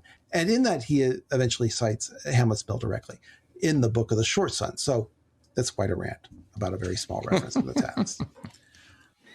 It's been a while since you got to love someone else. That's fine. Yeah, it's probably necessary, even given all the talk we've had about it. So right. So back to the story. Just as Severian is about to ask for more directions, the dying man wakes up, sits up, screw you, Jolenta, and his blanket falls off of him, and there's a bloody bandage on his chest. He catches sight of Severian with a start and stares at him and shouts something, but he says it so quickly in a dialect that Severian is unfamiliar with, so Severian can't understand it. But the herdsman seems to worry that Severian will understand, and he puts his knife to Severian's throat. Maybe he's just told the herdsman to kill Severian, but even though he has his knife to Severian's throat, he tries to calm the injured man down. He won't hurt you. I don't believe he knows who you are. It's described as a, quote, crooked, two-edged knife. And so when he yells that, I don't think he knows who you are. My question with that was, who was he saying that to? Like, was he saying, I don't believe Severian knows who the other guy is, or I don't believe the other guy knows who Severian is? I think he's trying to calm the injured man down. So I think he's saying that, Severian doesn't know who you are, which suggests that he's an escapee from Thrax. Or something, yeah, because that's why with the Thrax thing that he mentions in a second, that's what I was thinking too, but I did think the reference was a little weird there. But yeah, so that's a whole new aspect to this dude and this little situation that we have no context for yet. So, and he knows that there is going to be a new lictor. I guess he knows gathers from his cloak, maybe that he is the lictor. I don't know. Maybe. But he kind of has a sense of this scene where Jesus is casting out a demon and the demon identifies him as the Messiah. Interesting. Okay. He says, but the guy says, I tell you, Father, he's the new lictor of Thrax. They've sent for one, and the Clavigers say he's coming. Kill him. He'll kill all of them who haven't died already. That suggests that, yeah, he's got friends in the tunnels or in the caves at Thrax. Yeah. Oddly enough, that's kind of going to happen when he floods a bunch of stuff, but we don't worry about that. He does do it anyway. Yeah. but for different reasons, maybe unintentional. I mean, sort of. We'll see. But yeah, so this guy, yeah, he's escaped. We have no idea what his crime is, or what he's done, or why he's afraid of getting caught, right? I mean, so right. I don't think we've defined Claviger yet. Is a prison guard. Yeah. So he has heard from the prison guards that he is coming. So he does recognize him. That he doesn't need supernatural powers to know who he is. And it's also just going back to the thing that the torturers here are just known as just executioners and killers. So even though he thinks he's going to be an administrator or something, to everybody else, it's just, nope, you just kill him. That's the one we all care about. And perhaps that's how, Manahan was injured, escaping, I guess. Apparently, Thrax is a long way off. So the question is, how did he get out here? Severian is certainly very surprised, especially since he probably would have had to go through the stone town, right? Is that right? Yeah, not necessarily. Maybe if you know how to get around it, who knows? I was trying to think from the map. Is Thrax generally north and west? We don't really know. It's north. It's north someplace, and he wanted to know how to get to Lake Titicaca, which is northwest. Maybe these men are spies for Baudelaire. Anyway, Severian has a knife to his throat, and he wants to ask him these questions and probably others. And, that's very Severian. So, unfortunately, I'm making finger quotes, Dorcas hits the herdsman on the side of the head with a water gourd. And the gourds aren't heavy or hard, but Severian, being Severian, says that it was a futile woman's blow that did nothing more than smash the gourd and cause little pain. And the herdsman slashes at her, equally futile, and Severian grabs him by the arm, breaks it. The guy drops the knife, and Severian stomps on it and breaks it. Manahan tries to get up, but he's not healed enough yet, and Dorcas pushes him down.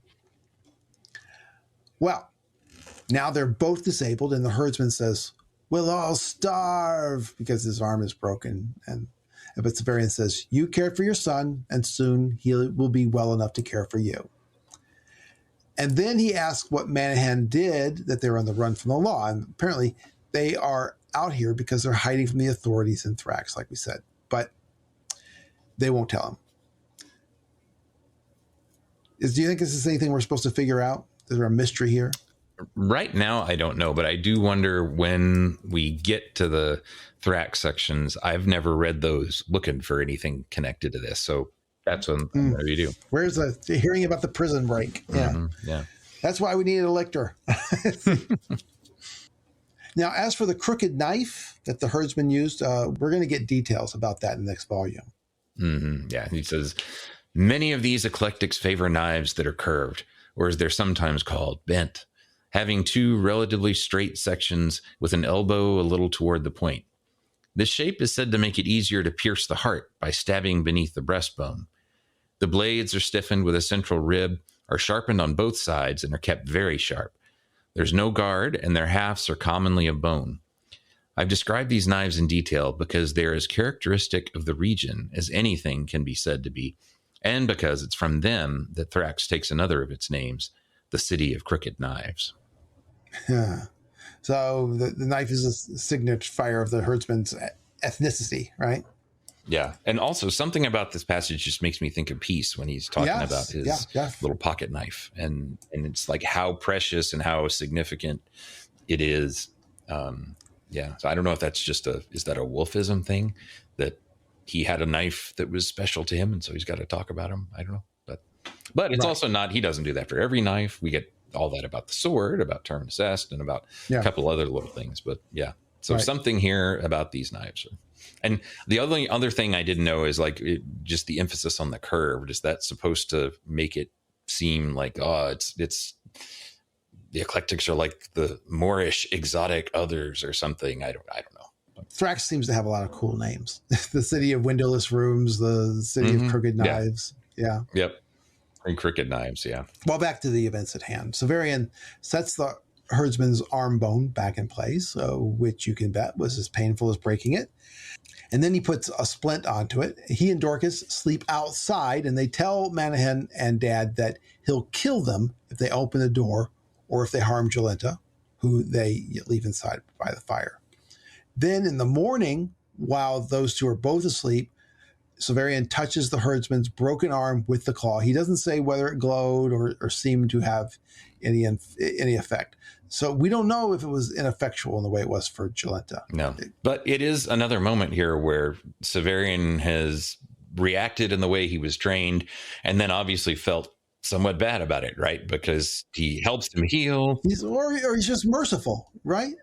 Or just merciful, yeah. But it's definitely just a different way of. But it's Severian being a little bit more attentive. Yeah, I mean, he would have. Well, we saw how he treated the guys when they were taking him to Votalis, right? I mean, that's Severian. Yeah, right. Yeah, just chopping heads off. Yeah, but not here. No, it was just something he had to do in the moment.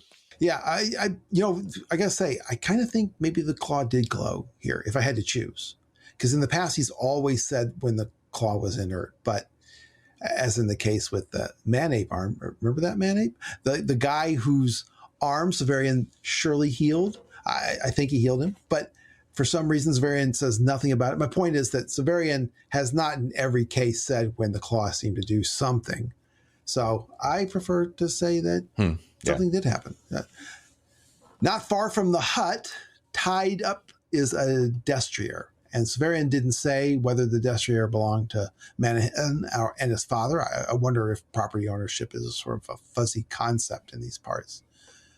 Severian gets on him and uses it to round up another destrier for Dorcas and Jolenta to ride. And get this, Craig, during the night, the sod will have turned green and the turf has come back to life. Yep. So we do get some actual green connected to rebirth here. But also because Severian's been sleeping outside. Isn't that it? It's because of the claw? I think so. Or it's that when he healed Manahan, it also healed something else that was around there. It didn't heal Jolenta, but it did. It didn't heal Jolenta. Everything gets attention but Jolenta. Yeah. So that's it. I think this is an interesting and mysterious chapter. It's not flashy, but it deserves as much note as water turning to wine at the beginning of this volume. The claw seems to work on everyone except Jolenta. That's worth noting. And finally, Severian's soul just feels like it's been changed in this chapter in a way that for me is exceptional. Yeah, we've seen other examples of that, but this is the first time where the chapter seems kind of like constantly hitting that beat over and over again. Yeah. Right.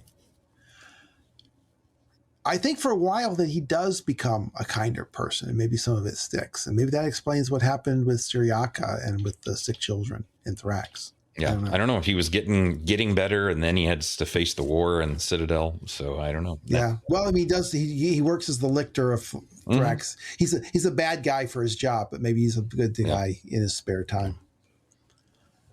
And well, I'd like to know what y'all think. Reach out to us with your ideas and other comments, your thoughts, your corrections, complaints. Bring them to us on the Facebook group, the subreddit, Twitter, YouTube, Instagram, email, or the Patreon site, the Master Patron Slack channel. You can find out how to do all that on the show notes. Leave a review on the social medias, wherever it is that you tell people what for. And most importantly, tell your wolf breeding friends. And until you hear from us next, may the Moira favor you. And heal any animals that are tied to trees. Set them free. Yeah, please do that. Please do that. And stop tying animals to trees. Oh, the sounds of the earth are like music. The sounds of the earth are like music. The breeze is as busy, it don't miss a tree. And a little old weeping willow is laughing at me. She said, oh, what a beautiful morning. Yes, what a wonderful day. Yeah, I got a beautiful feeling. I got everything. I got everything.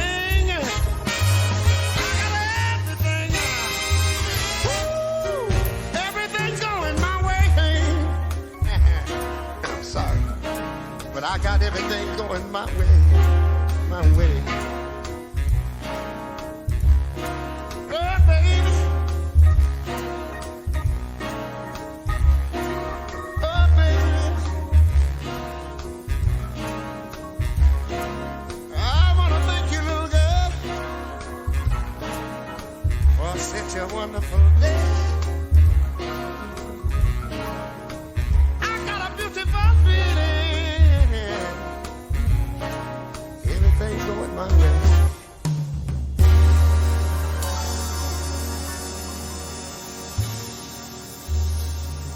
right, you ready? Yep. So read the chapter title. Yep. I'm sorry, but my tongue is all tied today. No worries. A baldric. You're just talking to China, so you know. Yeah, that's true. That's right. You weren't speaking Chinese, I guess. But I have to talk in an accent when I'm doing it. So that's how you're able to be understood by people in foreign countries who just kind of speak in a lousy accent as though it's them, and then they can understand everything. Yeah, and then it's saying. all better. Yeah, exactly. That's it's called American foreign language. Right? Yeah. Did I lose you, James? Did I lose you? Oh no. Hold on, crap. Oh, okay. I think did we say that Severian was the one who just said that? Because that's the Herdsman. No. So, what's that? Which part? I'm a man more ignorant than you. No. That's the okay. The Herdsman. Okay. So anyway, excuse me. Yeah, I'm trying to think. I feel like I ought to have something else. I do have more, but I was going through and I was saying, I'm belaboring the point here. I don't know what headspace I was in when I wrote all this down. Like we could even stick it in the bloopers at the end. A little thing about, hey, so if you wanted to maybe nominate us for the Hugo, this will be our little plug. This will show up in the bloopers. But yeah, we're just in case you're listening, we're thinking that since a lot of people went to Worldcon last year, this might be a year where we could see if we could get enough nominations just to show up on the Hugo ballot. Yeah, we could just be Hugo. Now, I don't think we're going to win. But did you know it only takes like 39 nominations to become nominated? Like the 5th or 6th, or I think Austin Beeman was telling us that like the 5th person, the lowest one, only took like a handful of nominations to actually make it on there. So if any of you wonderful people are super fans who, especially those who went to Worldcon or bought the membership, that's all you have to nominate. But we'll send out more details later, but that might be fun to think about. Yeah, I think, look, I don't feel embarrassed about pitching that. I know there's a lot of podcasts. They're great. I love them. They win. They're great. I get why they win. But I think we work a lot harder at crafting these episodes so that they're just a lot of fun to listen to, as fun as we know how to make it. And that's why it's been more than 2 weeks lately since we put them out. That's the excuse. Yes, we're lovingly crafting this just for you. We're not lazy at all. But anyway, once Austin told us sort of how, let's be honest, how low the bar was. Like if you can just organize just enough, that might be something to do. So anyway, we'll get more information about that later, but thought we'd just throw that out there. Sure. Okay. I made a mess of that, by the way. That's going to take a lot of work for you to edit. Hi, Craig. Hello. And I should apologize. Actually, wait, we got to do that again. Because just in case, let me know if it does get too noisy. Okay. And then, because obviously when you're talking, I can cut stuff out, but yeah. Right. Don't worry. It's not too bad. I mean, I know that my chair creaks, and what do you do then? Right. So. Okay, sorry. I got to get a better chair. I DW40'd mine, and it still will occasionally creak. So, well, I mean, for a work, it's because it's a work chair. But I used to have a really nice, tall back armchair with little cushion, and it's being used in the living room now. But I would sit down at I have a separate desk that I would do all of the stuff in it when I was in the library. Yeah, because I got weird sound in the office. But now my office and the library are the same place. So. There you go. Okay. All right. So, we'll do it. Thecla's mother and is primarily Severian's mother. She is, I think, look, we're going down. Let's not do that. It's good to turn into a mess. I'll be shorten that. Okay. All right. One more in the bag. Good. All right. Let me stop. Here, I got to record one thing real quick. Let me do this. So be quiet.